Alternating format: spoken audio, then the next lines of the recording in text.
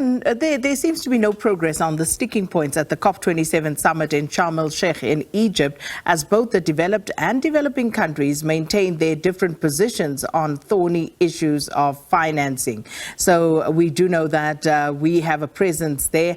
Our international editor, Sophie Mokoena, is in Sharm El Sheikh, and we are going to take you there now just to get a sense of what has been happening. Sophie, good morning to you.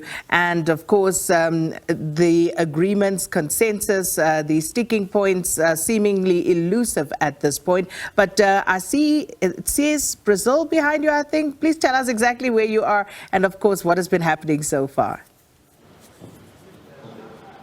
Well, we are correct, Sakina. It looks like they are not making progress. Yesterday, the technical teams, the negotiators, had a meeting, and it looks like the sticking points, they can't find a solution. But it is hope that today, when the ministerial meeting gets underway, there will be progress. But it is not so clear whether there will be political intervention by the leaders of different countries giving mandate to ministers. And we are correct.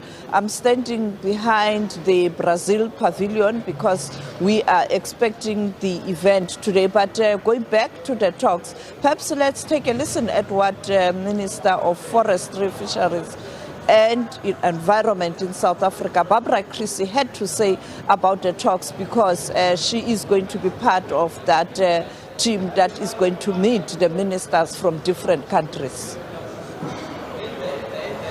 We took the opportunity to meet with our partners in the BASICS group, that is Brazil, India, China and South Africa, to discuss mutual areas of mutual concern with regard to the negotiations.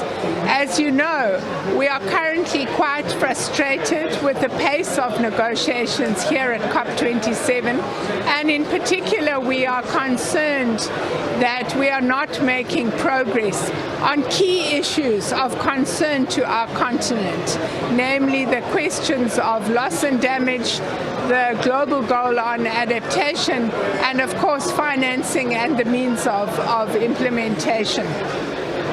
The BASICS group generally works together at the UNFCCC, and of course we try where possible to bring a balance so that the views and concerns of developing countries as represented by the G77 and China are included in the overall outcomes of negotiation. We will, of course, be putting our best efforts to ensure that these difficult issues of the global goal on adaptation, the question of loss and damage, and the question of financing receive more impetus and more support here at COP27, so that we can come out with an outcome that is going to take us forward in relation to the key concerns of developing countries as a whole and of our continent in particular. Well, you heard it there, Sakina, the minister talking about the frustrations. Yesterday, indeed, the minister hosted her counterparts from China, Brazil and India, where they were trying to find a way to speak in one voice, and also to assist in terms of unlocking where there are tensions and perhaps no headways. And also we are hoping to hear later today whether the Secretary General of the United Nations will be coming here before the end of the summit, and perhaps to come and push member countries to find one another. Well, Sophie, one of the other issues is, of course, the G20 meeting and then the missiles that landed in Poland. And again, we saw that kind of derailing what's happening at the G20 summit, because now that is what the leaders there are seized with. We know our own president has cut short that stay. He's on his way back. But how has that been received at COP27? Well, we are told that the negotiators are worried that perhaps the world's attention will now be in Bali, Indonesia, where you have leaders of the G20 meeting this afternoon, particularly the G7 on the margins of the G20 and the North Atlantic Treaty member countries or NATO, where they will take stock of what transpired yesterday. This morning, we heard that President Joe Biden of the United States of America was saying that it is too early to make predictions in terms of steps that will be taken by NATO or the G7 countries, because it is not clear whether these missiles were from Russia. But yesterday, the information was that these were Russia missiles, because we know that yesterday Russia did really pump or attack Ukraine with missiles. We know that President Putin was not at the G20. It was the Foreign Affairs Minister who was there.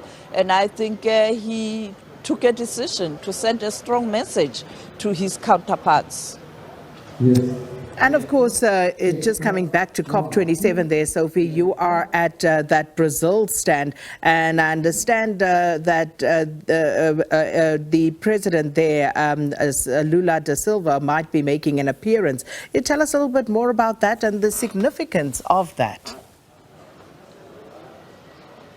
Yes, tension is palpable. The pavilion behind me, it is where the government of Brazil, the current government, the outgoing government of Bolsonaro, is showcasing the country. And I'm going to move away from the camera. You'll see that on my left, there are people who are preparing.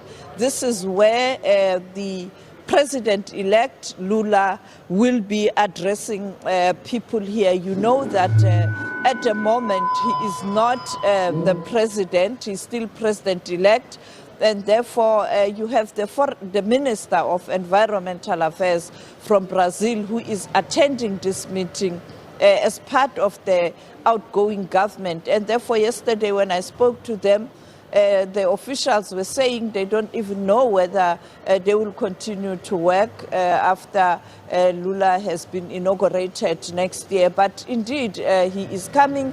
He is a friend to South Africa. He's a friend to former President Thabo Mbeki, who congratulated him this week. Is a friend to former President Jacob Zuma.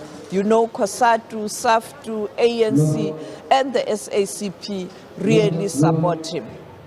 Well, Sophie, thanks so much for that correction as well. President-elect Lula da Silva there expected to put in an appearance at COP27.